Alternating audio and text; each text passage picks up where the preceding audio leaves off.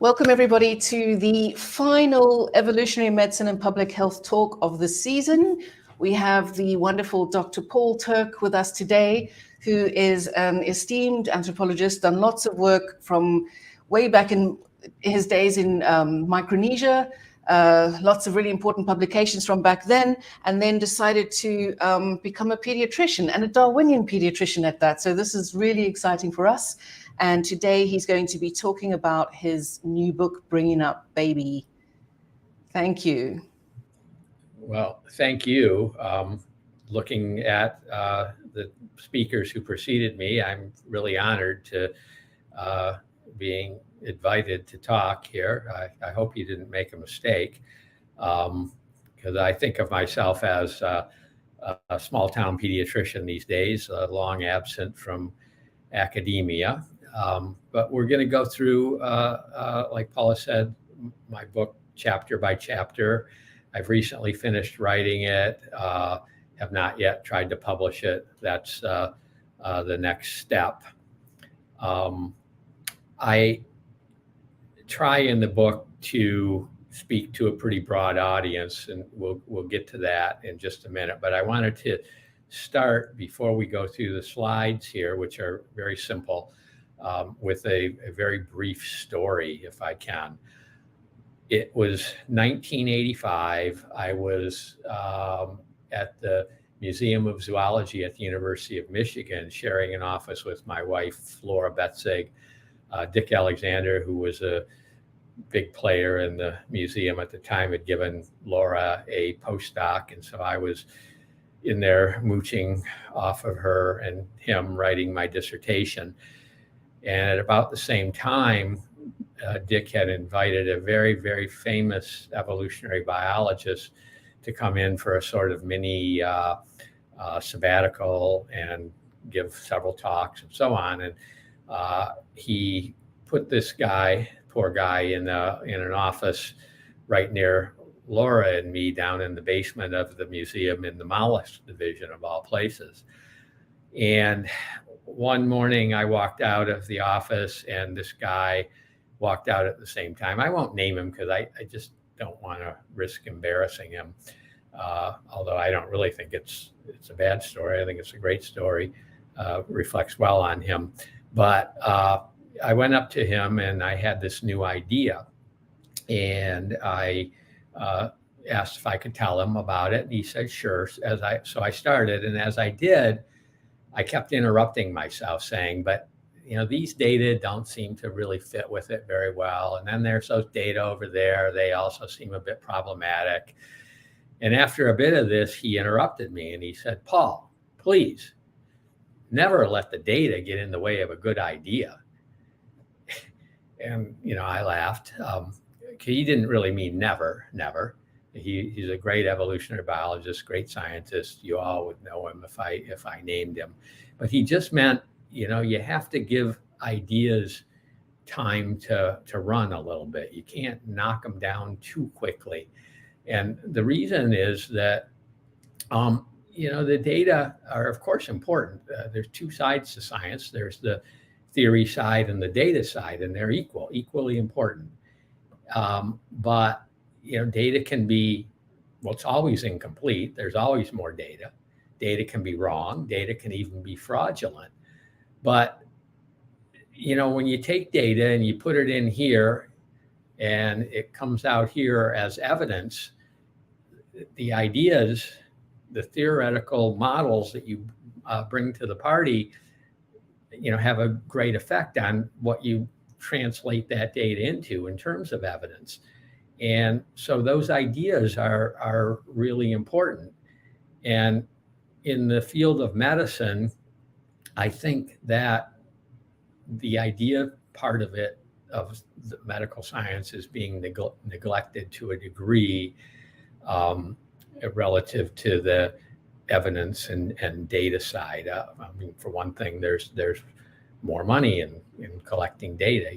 The dean will be real happy if you bring in a grant to buy the hospital a new MRI machine or something. But so for whatever reasons, there's that tilt in that direction.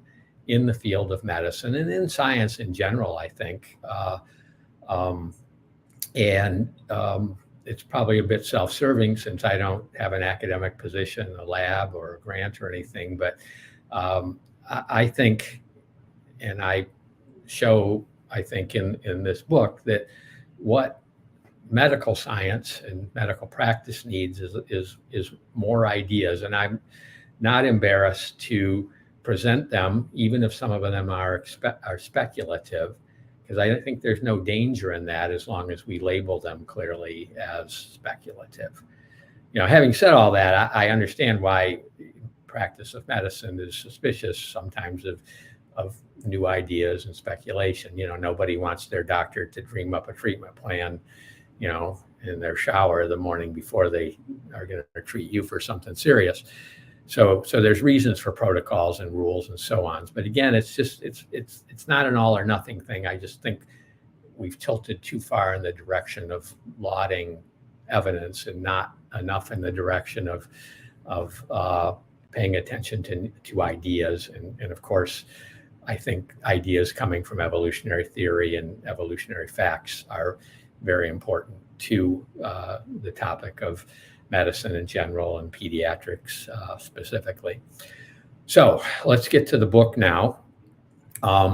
It takes on, a difficult task of trying to speak to parents, alloparents, physicians, providers of various sorts like nurses, but also evolutionary biologists. And, I don't know how well I succeed in doing that. I think some chapters are better than others. Some are in that regard, some are more straightforward than others, less complicated evolutionary theory. But I don't shy away from bringing up the complicated, because I think in my practice, at least, I have lots of intelligent parents, and when I talk to them about evolutionary topics, they almost all of them tend to perk up, and even if it's somewhat abstruse, like why does the thymus synapse as quickly as it does, that kind of thing. They're still interested in that sort of stuff. So I try to explain it clearly.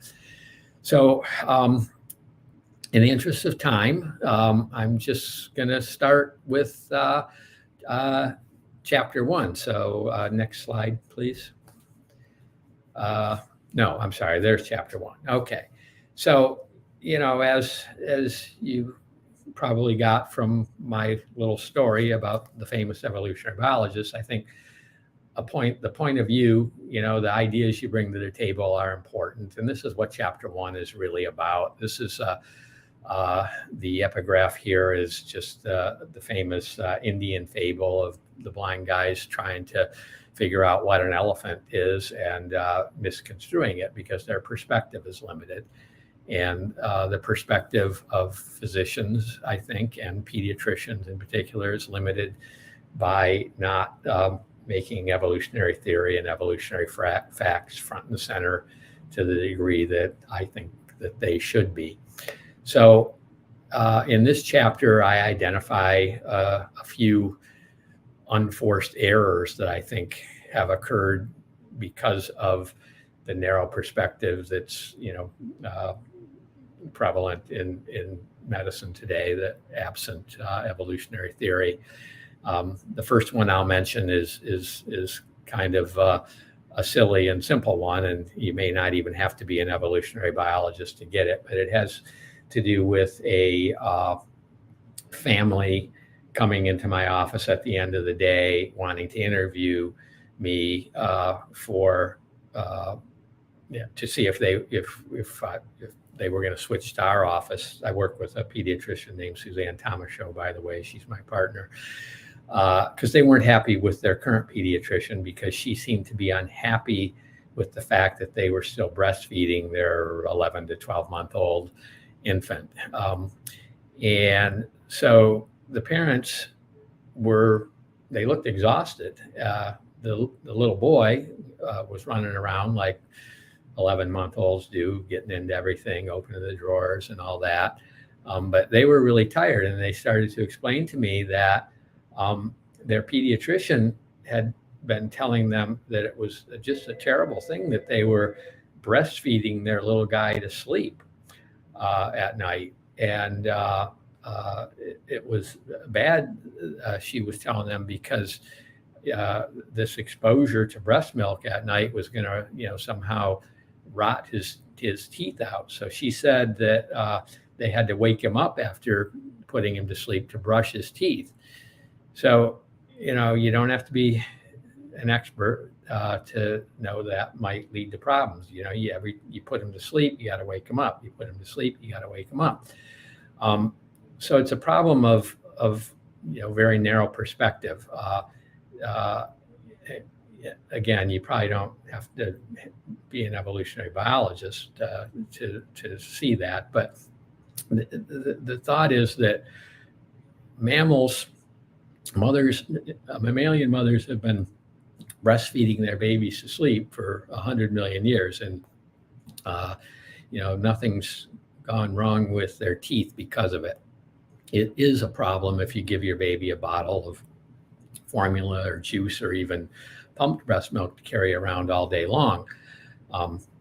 That can be an issue, but just taking a broader evolutionary view of things would have avoided this ridiculous issue. A more serious problem, one that does take a little bit more of an evolutionary perspective that I explain in chapter 1 of the book, has to do with hormone replacement therapy. Back in the day being maybe 20 or 30 years ago now, hormone replacement was being prescribed for virtually all women who were undergoing menopause or had undergone menopause. They were thought to be deficient in hormones, particularly estrogen.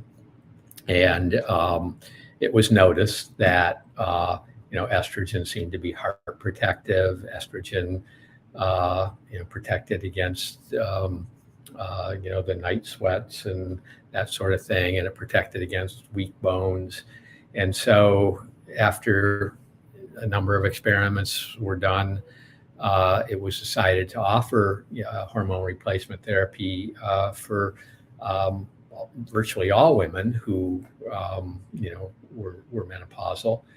And after a time, it was realized that it didn't work out very well, that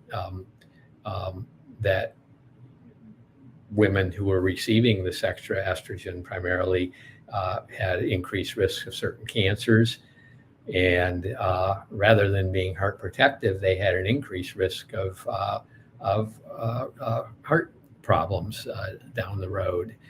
And it just seemed to me that doctors should have maybe anticipated that this might happen, and they would have anticipated it, I think, if they had realized that menopause is likely an ancient adaptation, one that elderly women in their 50s, 60s, 70s, and beyond would have had thousands of generations to have their metabolism adapt to a low estrogen environment.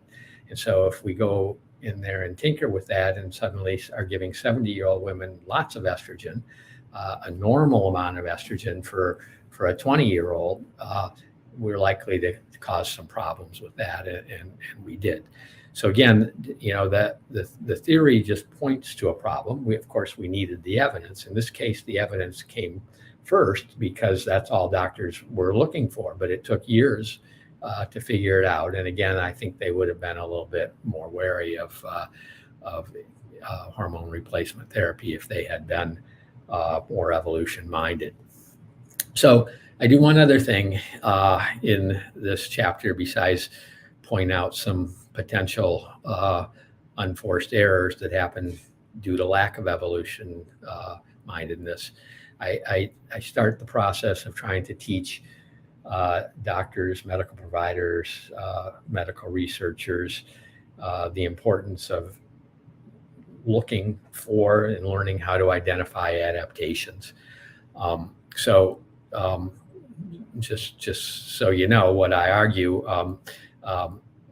I quote Stephen Jay Gould, actually, before he went off the rails. He said, "We identify adaptations based on an engineer's criterion of good design," which I agree with. And I add that since engineers create things that function, finding function is an important part of identifying an adaptation. So for example, blood looks red because the highly designed molecule known as hemoglobin, or structure known as hemoglobin, absorbs all wavelengths of light except red.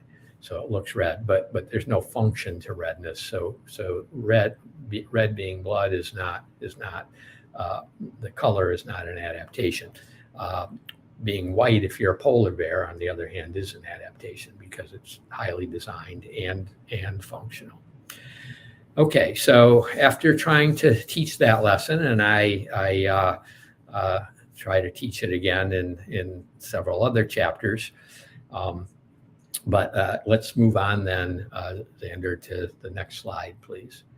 So the next slide from chapter 2 is very different. Chapter 2 is very different from chapter 1. It's a lot more complicated. The epigraphs here there's 2 of them. Sex is the queen of problems in evolutionary biology. That's from Graham Bell. And then from George Williams' famous 57 paper, he talks about, how we're built from scratch, but then we're unable to maintain ourselves. And I have, in my past work over the years, in between chasing patients around on the floor trying to look in their ears, have written some stuff on the problem of the maintenance of sex. Why does sex persist? Why doesn't it frequently revert to asex, given the costs of sex that are generally imposed on females? So, a lot of people, I haven't let many people read this chapter yet because I'm afraid they'll all tell me it doesn't belong in a book about bringing up babies because it's too complicated. But again, in my experience, talking to patients, parents, everybody's interested in sex, especially people who just had a baby or thinking about having a baby. And so I think it's worthwhile telling them, why it exists and why I think it exists. So I go into, a lot of things, again, that are somewhat complicated. So to start, so everybody's on the same page, females in most species pay most of the costs of sex. They're the ones that produce the big gamete, and in mammals, for example, their investment in an offspring goes well beyond that. There's gestation, there's breastfeeding, there's parental care. Now in humans, male parental care can offset some of that big investment by females, but it often doesn't. Males often, they donate some sperm and then they're off. And so the question has always been, even since Darwin, why do females of species put up with this when there are options? Things like parthenogenesis, for example, would allow females to bypass males. And why isn't it more common than it is? And the main reasons that have been given in the literature are that sexual reproduction as opposed to asexual reproduction helps cleanse the genome of deleterious mutations better than non-sex does. And it also creates genetic variation in offspring, which allows better and faster evolution to changing environments like the environments that germs present to us. And those are good ideas, and they certainly contribute to the maintenance of sex problem, but they don't solve the problem. I think most experts agree we need more than that. And as I said, I've worked on some of this a little bit, and my argument, if I can just read it to you in a nutshell, is that germ-soma separation evolved first in an ancient anonymous bacterium. And again, should I be talking about ancient anonymous bacteria in a parenting book? Maybe not. But in any case, it persisted despite opening the door to the evolution of aging, because it allowed the evolution of complexity by giving a way to start over young or totipotent, which relieves individuals of the need to maintain complex structures forever, which allows us to evolve the complex structures that we have. I would argue without separating germ and soma, that we'd all be very simple bacteria these days, and that one thing led to another with separation of germ and soma, and that sex helps in that process of making young from old. Okay, so I won't say anything more about that, but I will say that my excuse for going over it in this book is that, again, parents and people who aren't evolutionary biologists just I find it interesting, but more so, and this is where the title of the chapter comes from, because sex exists, because it's maintained, you're able to choose half of the ancestry of your child. And when it comes to bringing up a baby successfully, whatever that means to you, happy, healthy, kind, thoughtful, accomplished, all those things, whatever is important to you, it really, really matters a lot to choose the ancestors wisely. And so we talk a great deal about that in the chapter. Then finally, at the end of chapter 2, I talk about sexual conflicts, which aren't all that awesome. This is the stuff that David Haig is known for. Bernie Crespi has started to talk about a lot. It arises because of sexual reproduction, because a mom and a dad in our species don't always share exactly the same children. So if a dad is not going to have share in all of the children of a mother, there's selection for him through epigenetic changes that he puts into his gametes to try to take more resources from mom in that given situation than is optimal for her to give. I won't go into detail on that now because I don't have time, and you can look at David Haig and Bernie's work on that. They explain it very clearly. All right, next slide, please. Let's move to chapter 3. So back to simpler stuff that you might expect more in a book about bringing up baby. I call it Now You've Done It. The epigraph here is tired as a mother's dash, what would come after. And I saw this on a woman's t-shirt in the gym I go to in 2019. And it resonated with me because virtually every new set of parents that comes into my office looks pretty exhausted, at least at first. And even if they're highly educated, they really are nonplussed by the fact that babies are as much work as they are. And so we talk a lot about that. And I talk about things like why babies don't sleep all night for you.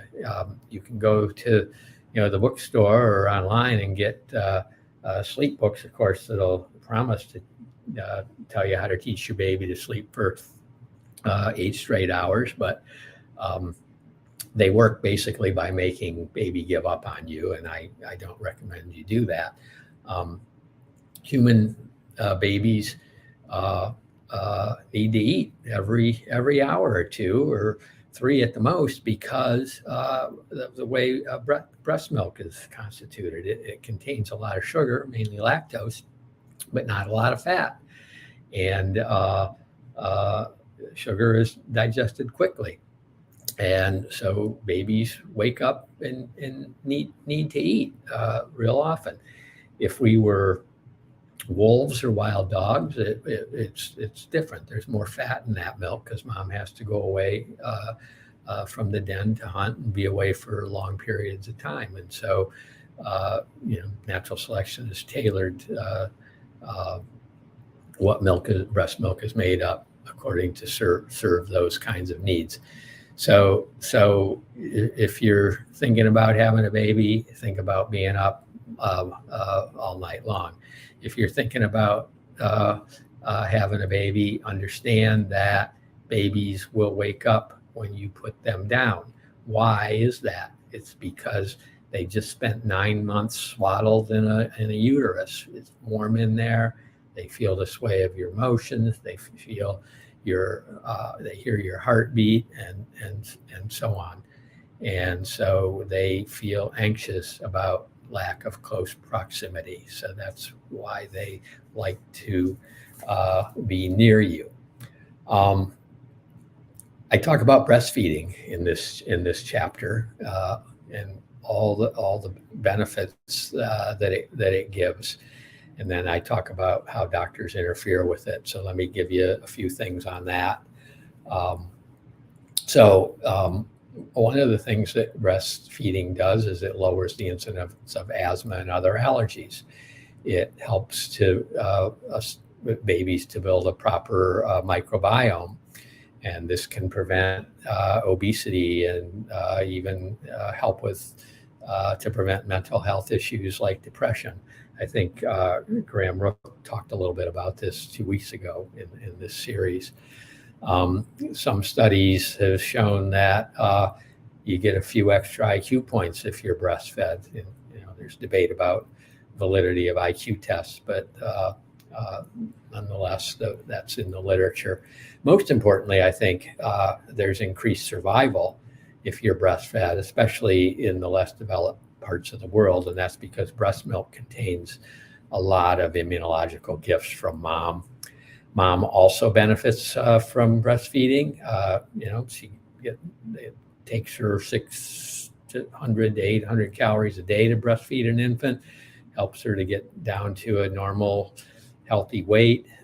It reduces her risk of breast cancer. And surprising to me, but there's an article in our journal, EMPH, that shows that breastfeeding possibly reduces the risk of dementia in mothers who do it downstream when they're over age 50.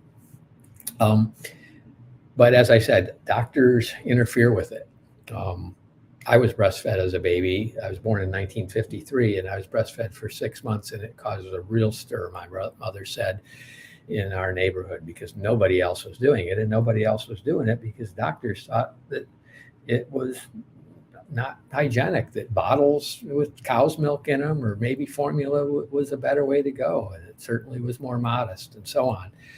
Now, we've gotten better as doctors. Most doctors, pediatricians, will profess that they think breastfeeding is a good idea, and I think most of them have come around to that, but they still interfere with it in a large number of ways. Way number one is they induce labor all the time.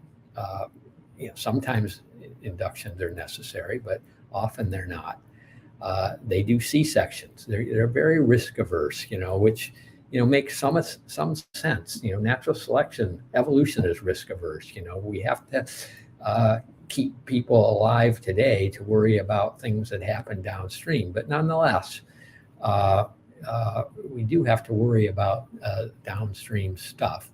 And so when we do inductions and C-sections, we're interfering with establishing breastfeeding, and that is makes children miss out on the things I just listed to you. The other reason for doctors interfering with the process is they worry a lot about weight loss. Of course, if you breastfeed, it takes 2 or 3 days for milk to come in, and so babies got output during that period, but not input, unless doctors start getting too worried and say, oh, your baby's losing weight, you better start supplementing with formula. And what happens then? Well, breastfeeding is a feedback mechanism. The more the baby sucks, the stronger and better milk comes in. Interfere with the incentive baby has to suck by introducing formula, and you end up interfering with the establishment of breastfeeding. So that's a problem. But the biggest problem, and maybe the one that you've haven't heard about is fear of jaundice. Fear of jaundice is a big source of breastfeeding failure in developed societies. And just so you know, some numbers. I mean, breastfeeding success rates are over 90% in the less developed world, and in the U.S. at least, they're less than 50%. So we're doing something wrong. But this fear of jaundice, let me explain it to you this way: babies when have fetal red blood cells that break down right after birth. The liver has to clear those, and it takes a bit to do that. And while it's doing it, the breakdown product is bilirubin. Bilirubin causes the yellow look in the eyes and the skin. And if you get real high bilirubin levels, a level of over 25, you can cause permanent brain damage. And so that's obviously a thing you want to avoid. So doctors have some justification in worrying about jaundice and keeping track of it. But it's caused generally by two things: excessive amounts of bilirubin. One is ABO incompatibility, where mother and baby have different blood types, and mother makes antibodies to baby's red blood cells and breaks them down, or it's caused by infection. And usually, at least for babies born in hospitals, those things are detected while still in the hospital. So I say usually, not always, but in my practice for over 20 years, I've not had a single baby need exchange transfusion due to breakdown of red blood cells causing jaundice levels above 25. I have had to send a few babies in for light therapy, but to me, it's just one of these problems that causes doctors to want to introduce formula that to solve a problem that is so infrequent that yet it causes failure of breastfeeding so commonly that the facts don't add up to me. And so I advise parents, let's keep an eye on whether your baby's getting too yellow, but let's not stress over it too much. It's very normal for babies to look a little yellow in a few days immediately following birth. And in fact, it turns out that breast milk has components in it that cause bilirubin that normally would wash out through the gut and out into the stool to get uptaken by the gut. And you can maintain in a breastfed baby bilirubin levels as high as 5, 6, 7, something like that for the first 4 to 6 weeks of life. And that doesn't happen by accident. It happens because natural selection has built that mechanism, which tells us that a little bit of jaundice, a little bit of bilirubin in the system is probably a good thing. We're not entirely sure what it does, but it looks more and more like bilirubin serves as an antioxidant, sort of like vitamin C and vitamin E, which is useful in the neonatal period because neonates are undergoing a lot of cell division, which puts their DNA at risk of damage vis-a-vis oxidative damage that occurs during cell division.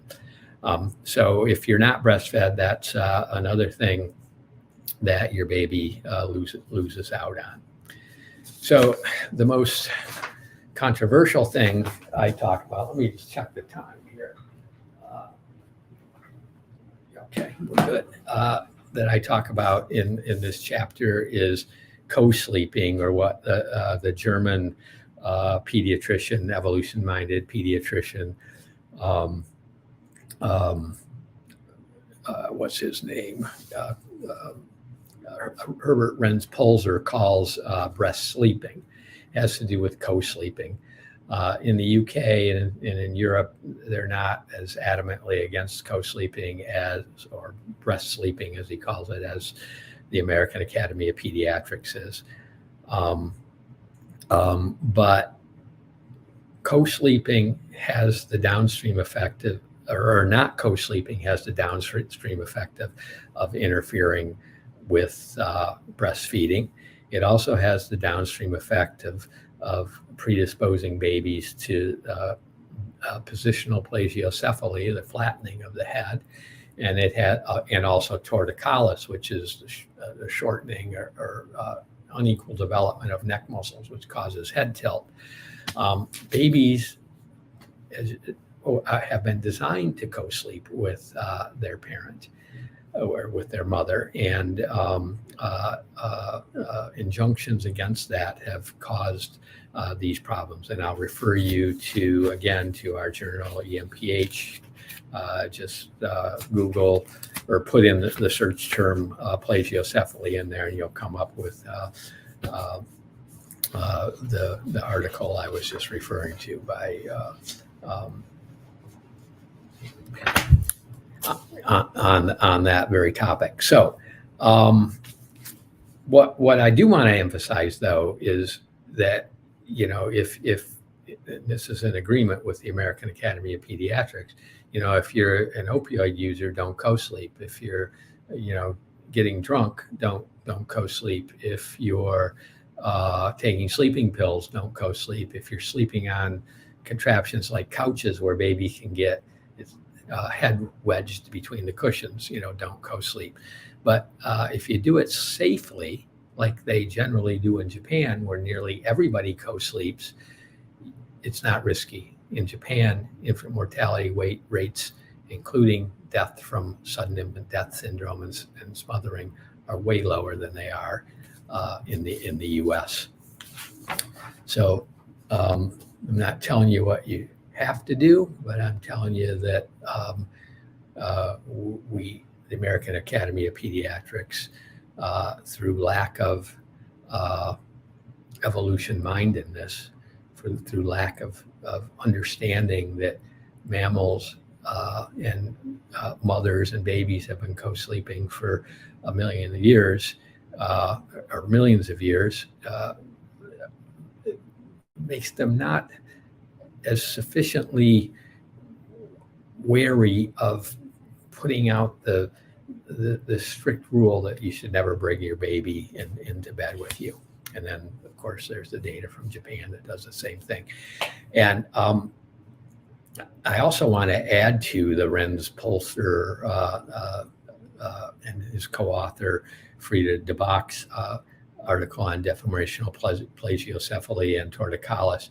I think that in addition to not sleeping with our babies, we don't carry them as much as we used to.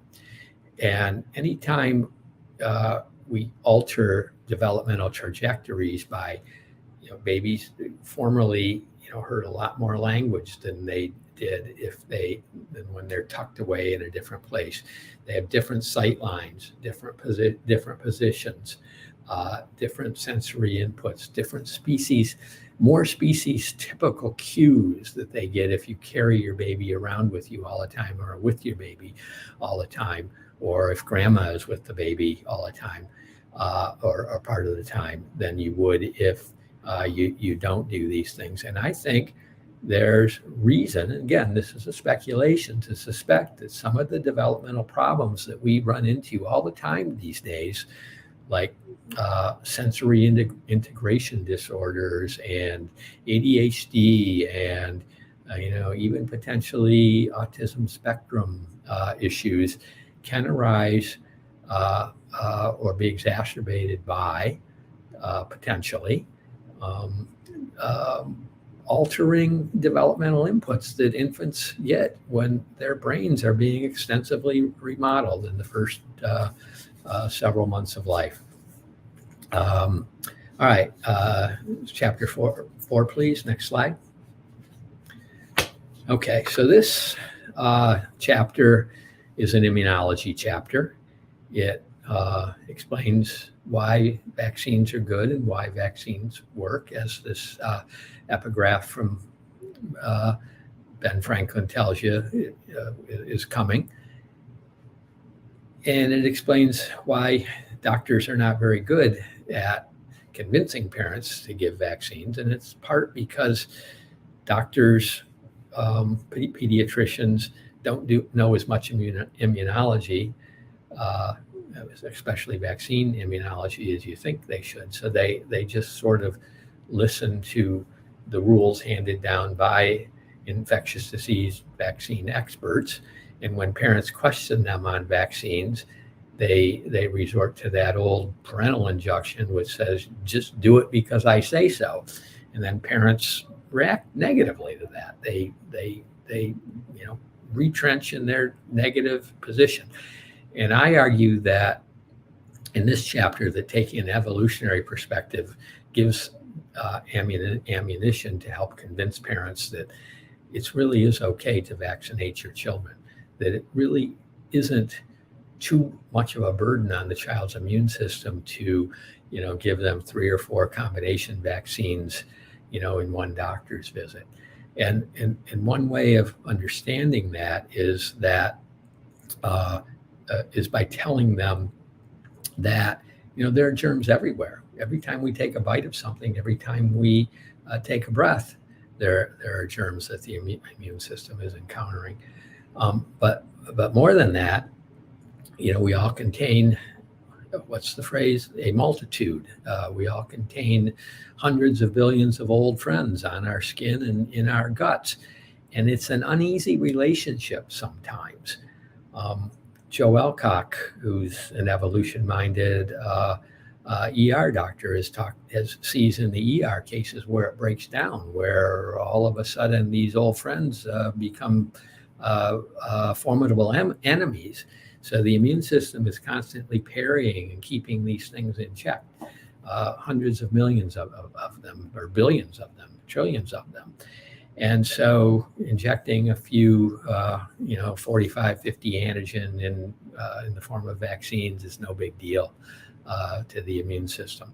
So that's just one way that a little bit of evolution mindedness can help us in pediatric practices to explain to parents that it's okay to get your child's vaccines according to schedule. Now, it doesn't always work when I say it or when I explain it to them, but it opens dialogue. They're not, they understand that I'm trying to explain to them. I'm not just telling them they have to do something.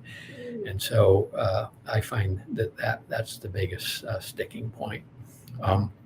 Also in this chapter, on the topic of microbiome, I revisit Freud's so-called oral stage. I speculate that young babies are so interested in putting everything in their mouth because they're trying to acquire a microbiome, a proper microbiome.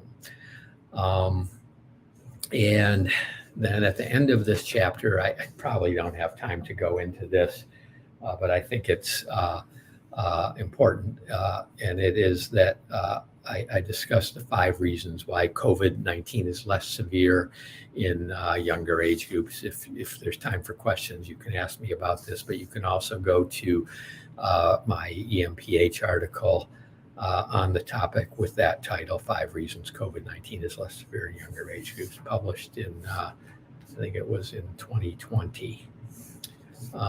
Okay, let's go to chapter 5.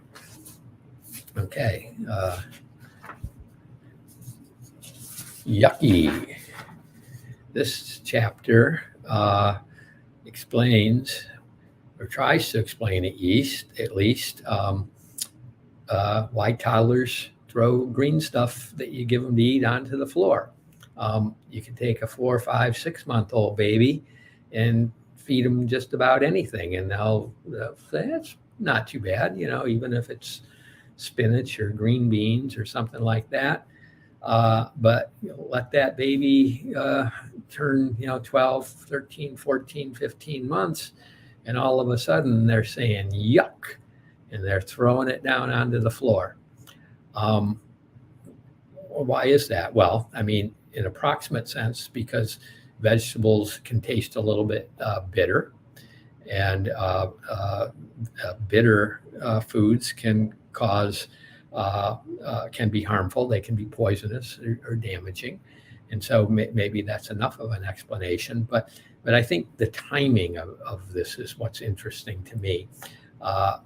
a baby who would avidly eat the pureed spinach that you're giving her at 6 months, suddenly at 15 months won't do it. And I think it's because 15 months olds have, throughout the Pleistocene and before that, have been mobile. They can get out and about in the family camp, and what's available for them to put in their mouth? Green stuff. And some of that green stuff is poison or toxic, damaging in one way or another. If you're a mom living in the Pleistocene, you turn your head for a minute, you don't have to worry about your baby taking a bite out of an antelope, but you would have to worry about them eating the vegetation in the area. And so I think toddlers naturally, adaptively become more reluctant than they were before, just to start putting random stuff into their mouths, especially green stuff. So again, speculative, but the preliminary evidence is in favor of it, is that the timing sort of makes sense, the timing of it. Okay, what else do I talk about in this chapter? I talk about what I think the optimal human diet is.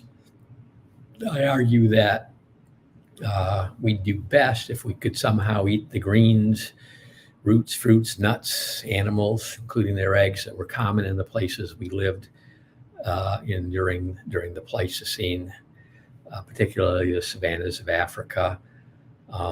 But I acknowledge that, of course, that's only approximately possible and certainly not very practical, especially at your 3-year-old's birthday party.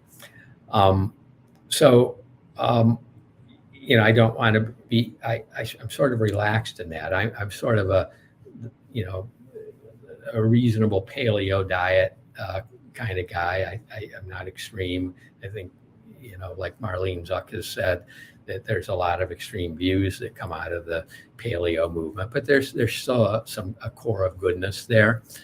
And but I think we can be relaxed when we're parents to some degree, with allowing our kids to eat some amount of birthday cake and that sort of stuff. And I make that judgment based on some really cool work by Michael Rose and some of his students, particularly Grant Rutledge.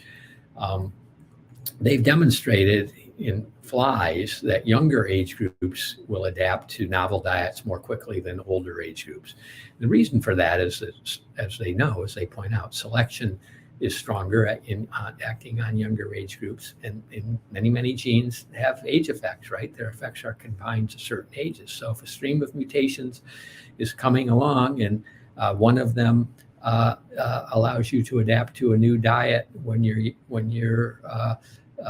it expresses that adaptive effect when you're young, it's going to be more powerfully selected than if it expresses that adaptive effect when you're older. And so they've shown with their flies that this is indeed true. After 40 generations or so, 1,200 years in humans, young flies have adapted to a new diet, but older flies haven't, and maybe never will. So if you're an old person, old being 50 or above, where selection's starting to get weak, you want to sort of minimize birthday cake maybe, and pancakes and all that stuff. But yeah, let your kids have a little bit, but also try to work in some of the other good stuff that I mentioned earlier here. The big thing in chapter 5, though, that I just want to mention briefly, has to do with childhood food allergies. I published a paper in EMPH in 2017 on this subject, and I'll refer you to that for the details. But I want to bring it up. Graham Rook brought it up a couple weeks ago. If you ask most allergists, pediatricians, and Graham Rook for that matter, why all the childhood food allergies, they're often going to point to changes in the microbiome due to antibiotics, C-section, and the like. And I agree with that up to a point. And I really love Graham Rook's work. But I don't think that the microbiome changes explain why there's been a surge, or by themselves don't explain why there's been a surge in childhood food allergies in the last 20 or 30 years.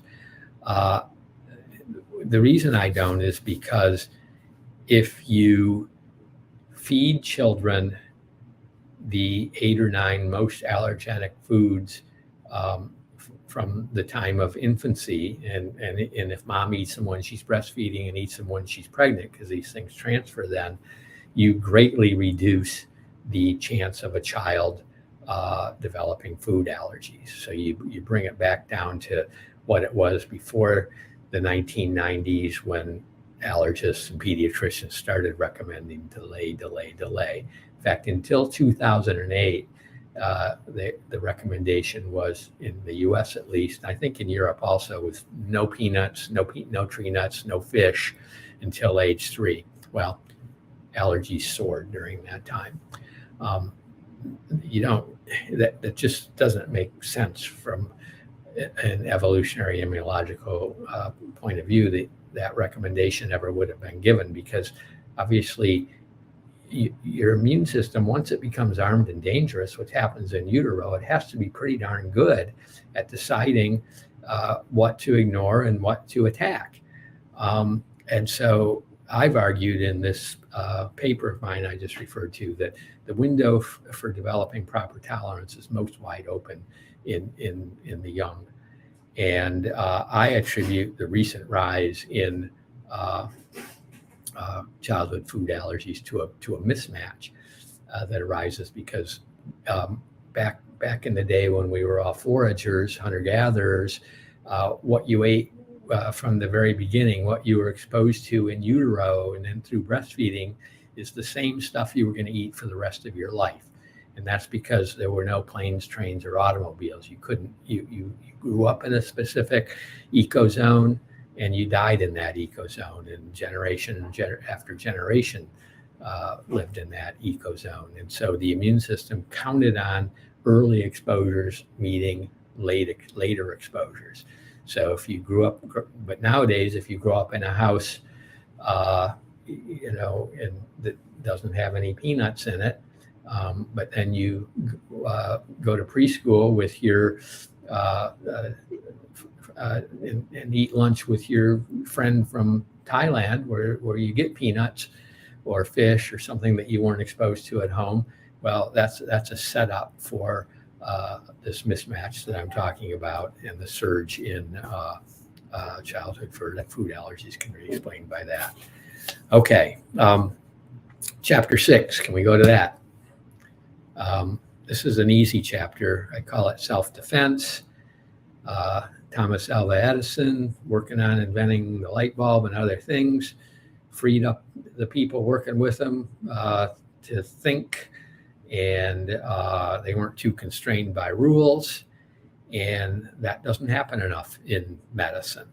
So here I focus on strains and sprains and the treatment protocol of them, known as by the mnemonic RICE. RICE is RIICE. Rest, ice, ibuprofen, compression, and elevation. So I think in Europe we don't always use ibuprofen. There are other non-steroidal anti-inflammatories that are used, but those are generally what you're told to do if you get a strain or sprain.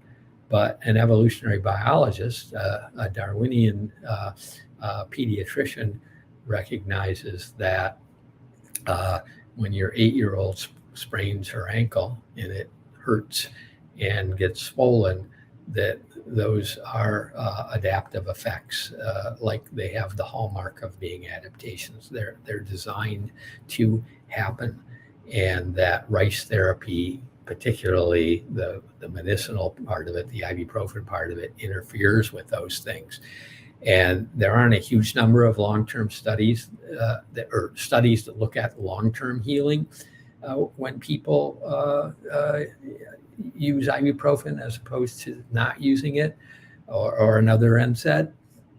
But there is one particular good one published in 1997 in the American Journal of Sports Medicine that shows that 6 months out, if you don't take ibuprofen, or piroxicam was the one in this case, your ankle heals better over the long run. In the short run, all the short run studies show you feel better faster if you take a pain medication like ibuprofen or piroxicam. So if you don't care about how your ankle's going to heal over the long run, go ahead and take those things. But if you want your child's ankle to be good over the long run, then hold off on the ibuprofen. All right, chapter 7.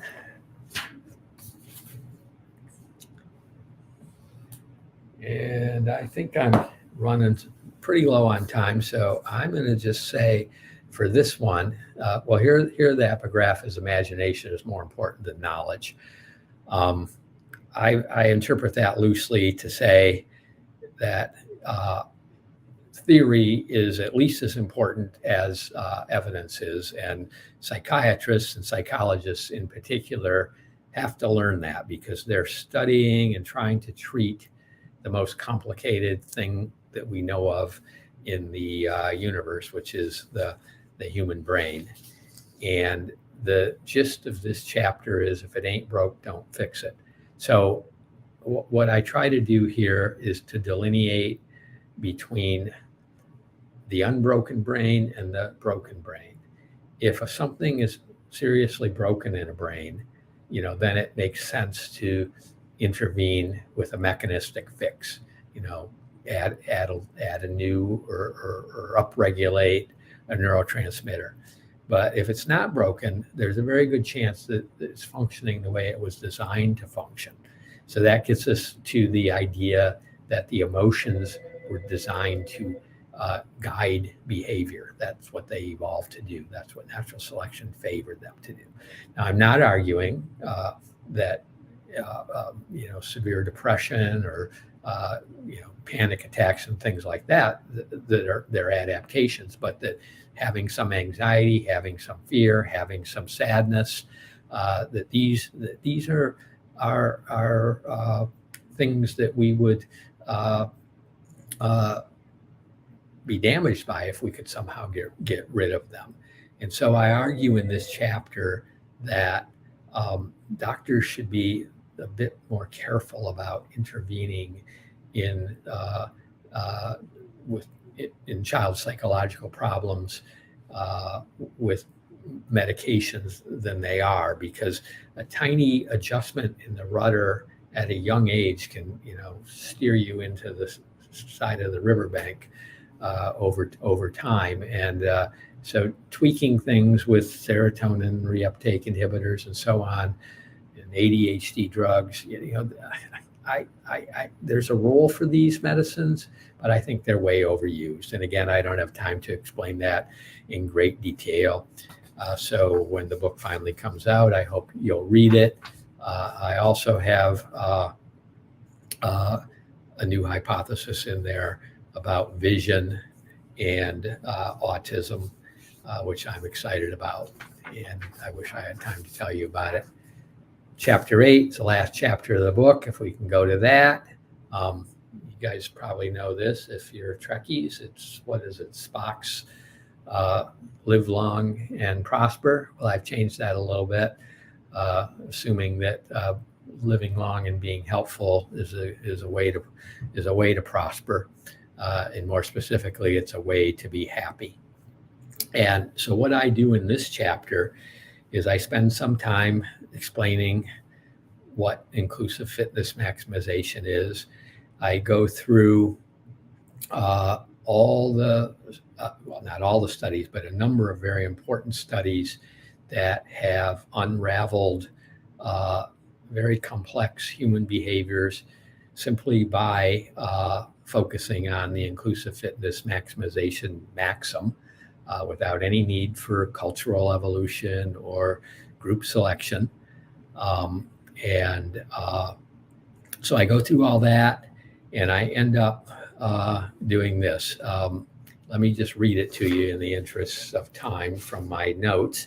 It goes like this. After explaining what inclusive fitness is and explaining why many of us now choose to have no children or only one or two, I point out we evolved our especially long lifespans due to helpful social interactions with young relatives who in modern environments often are absent.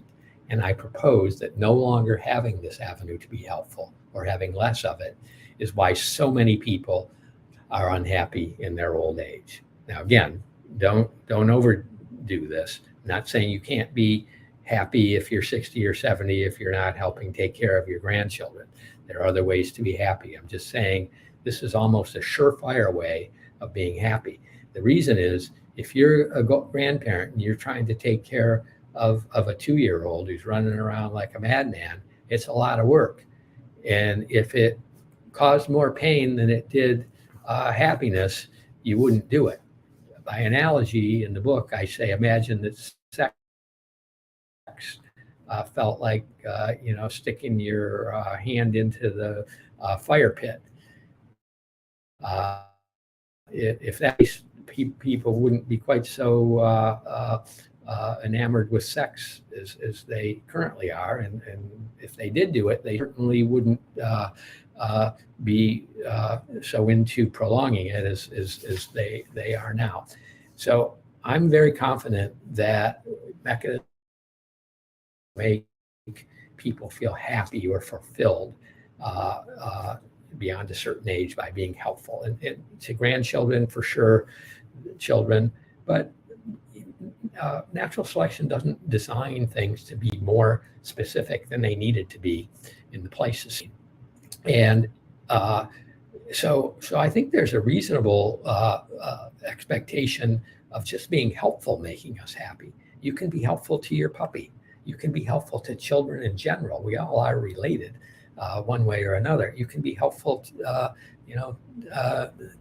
the goldfish and the house plants, and those things might make you happy. I mean, I'm not quite as sure about the house plants as I am the grandchildren. But I think the message of this chapter is, again, live long and be helpful. The final thing I'll say is that as I grew up in the field, I learned, that evolution is descriptive, but not prescriptive. That means it doesn't tell us what to do. Evolutionary medicine, sort of, it doesn't force our hand, but it does offer up advice. And so, I'll close with this. You're in charge. So reproduce if you choose to, and be helpful if you choose to. And I hope you do choose at least the latter, because if you do, you and those you've helped will be happier, in theory. I'll stop with that. Questions if you have them. Thank you.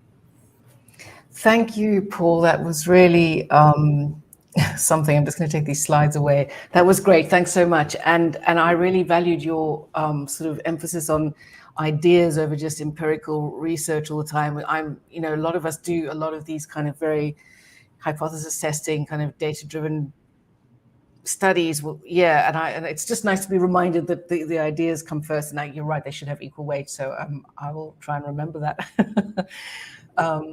So we've had some questions coming through as you've been talking, and I can actually put them on the screen. And you've kind of already addressed this. I think this came up just before you really talked about what your thoughts are on co-sleeping. So I don't know if you have anything to add beyond what you already said. Otherwise, we can move on to the next one. Well, I think there's many ways to raise happy, healthy children. I think co-sleeping is a pretty normal human thing, and I think it can be done safely. I think the American Academy of Pediatrics overdoes it.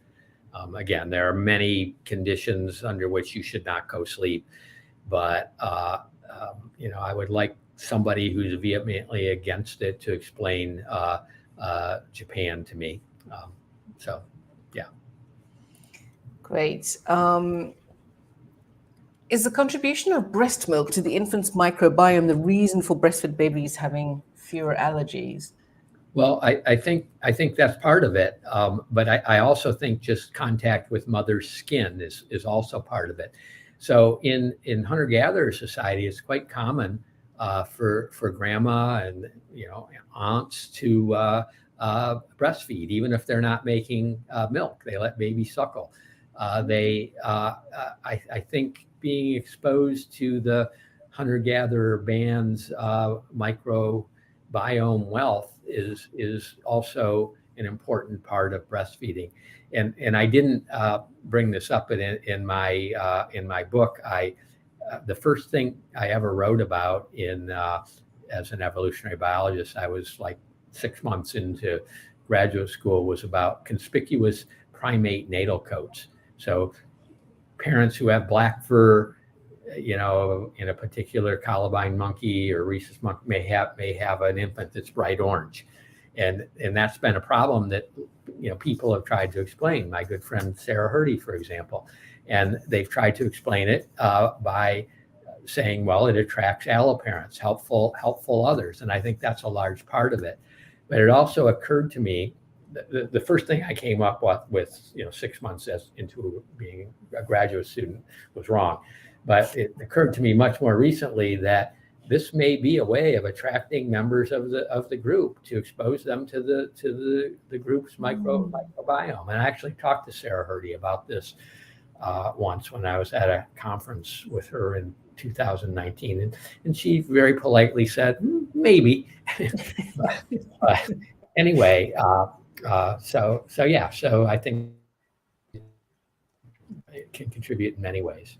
So there's another question that's kind of connected to this. So I'm just pulling this forward. A bit of an otherwise question, but why then do many people not get allergies if we in the global north all have depleted microbiomes? Well, I mean, I think there are many fail-safe mechanisms in place. It's not, I mean, I think, for example, that defects in vision in the neonatal period can be a contributor to the development of autism. And blind babies born generally blind have a way higher chance of developing autism. Yet most blind babies don't get it because there's many backup systems. And I think it's the same for the way the immune system works. Lots of backup systems in place. But I will say this other thing about allergies that's related. The seasonal allergies that people get, to the stuff that blows in the wind, I think that's due to a mismatch. People in the very far north don't have as much of it because things don't grow as much up there. But I think that, as I said in the talk, that the window is most wide open for developing proper tolerance early in life. So if you develop tolerance to all the stuff that blows in the wind in the area you grew up in as a hunter-gatherer, that was going to be the same area you were going to be in for the rest of your life. Nowadays, not true. You grow up in London and then you fly to Brazil. You get different exposures. And so I think you can explain some of the increase in seasonal allergies due to mobility and the mismatch that creates.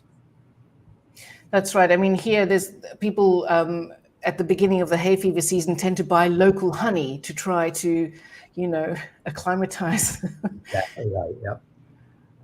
Okay, here's a question from Gabriella. This is so interesting. This is now about going back to, this came up earlier on. What do you think the connotations would be if formula milk was created with a higher concentration of fat to encourage babies to sleep longer? Well, that's interesting. It might work, but I would worry a little bit about all the other things babies would miss out on if they're like zonked for 8 hours when they should be, up bothering their parents and, being talked to and soothed and carried and rocked and sung to and all those other different things. So, but yeah, it's a thought. You draw upon a lot of mismatch arguments which seem highly plausible, but at what stage do we adapt to new conditions? Isn't mismatch really a rolling process rather than a fixed then and now scenario? For example, the old friends you mentioned, or modern human diets. Yes, it absolutely is, and that's why I think that that Michael Rose Rutledge article I talked about is that young children are going to, given that powerful selection is powerful at young ages, and many genes have age effects. That in a lot of different realms, that's why kids will adapt much more quickly to something new like COVID, SARS-CoV-2, and that's in my 5 Reasons article. And I don't think it applies just to SARS-CoV-2. I think it applies to all of the so-called, or most of the so-called crowd diseases. We've only experienced crowd diseases since we've lived in crowds, which has only been 10,000 years. And so I would expect children to have adapted to them more quickly than older individuals. Now, you might object, but Paul, brand new babies die of influenza more than teenagers do, and that's because memory is an important thing. And the very young don't have memory to anything yet, but doesn't apply to something that's just jumped into the population like SARS-CoV-2. Okay, so good question. And then one more question. Please tell us more about your thoughts on autism. Well, yeah, okay. So I've written a paper. I've submitted it, and it quickly was returned by the editor. They wouldn't review it, so I'll find somebody to do it. I really like it. But this is the problem you run into when you're not presenting a nice, neat data paper of the sort that the journal Nature would like to publish it. That's not where I submitted it, of course. But the idea is that, well, it kind of goes like this. I thought of it this way. See these reading glasses? They're a real pain in the neck. And it's called presbyopia. By about age 40, 45, we lose the ability to focus well on up-close objects. And I've been very interested in the topic of asynchronous aging lately. It's generally thought that everything should sort of senesce and age, in sync. But we're now finding, of course, that that's really not always true. And so there's a real interesting paper published in American Naturalist a few months ago by Jacob Morad and a colleague, showing that when you have strong selection early for something, that the decay in the force of selection will happen more quickly than usual. And so when I look at and find a trait that seems to senesce or age, especially early, that triggers me to look for what's the early advantage and the early strong selection pressure that's caused selection to decay so fast in that regard, that's allowed something as maladaptive as presbyopia to enter the scene. And so that made me think of autism. It made me think that what babies do is they really key on faces, human faces, mother's face. They can see best, breast to mother's eyes distance. Humans are the only primate with white sclera. Babies are attracted to that sharp demarcation. Humans have very little facial hair, especially females. This all allows babies to cue in on mom's face. That's where babies learn to be social. So if for whatever reason they aren't able to see as well as infants, or they don't get that good interaction with mom or other devoted caretakers, I'm suggesting that may predispose to placing these children eventually on the autistic spectrum scale there. And the reason I think my paper wouldn't even be reviewed yet is because there's really no evidence linking that downside later effect of presbyopia with the positive effect of being able to really focus in well on mother's face and eyes. So I probably have some work to do yet, but I think it's a good idea and I'm going to pursue it. But I've had a lot of good ideas that are wrong. But, as I told you, don't give up on them too soon. That's great. Another question here, it's in 2 parts. Do you have a reading list about Darwinian pediatrics or something you give to parents, books aside from yours when it's out? I would love to read more. Pregnancy, raising babies with an evolutionary perspective. There's not really, except my book, with one exception. There is the Herbert Renz-Polzer book, but it's published in German. You have to be able to read German. He's a very evolution-minded guy and has done some good work, and he does have a book. I personally can't read it, but I've talked to him, and I really like what he has to say. There are other books by evolution-minded people, but they're not sort of, fringing, telling parents, how to feed your baby, what to do, this and that. So I wish there were more examples. There's Mel Connor's Evolution of Childhood book, which is really dense, but really filled with so much information. I'm always in awe of Mel. So that would be another one you could look at. But it's not going to tell you stories about pediatricians advising parents to wake their baby up and brush their 2 teeth, all night long. It won't be that kind of book. So hopefully mine will come out soon. Yes, we'll look forward to it. Thanks so much for that.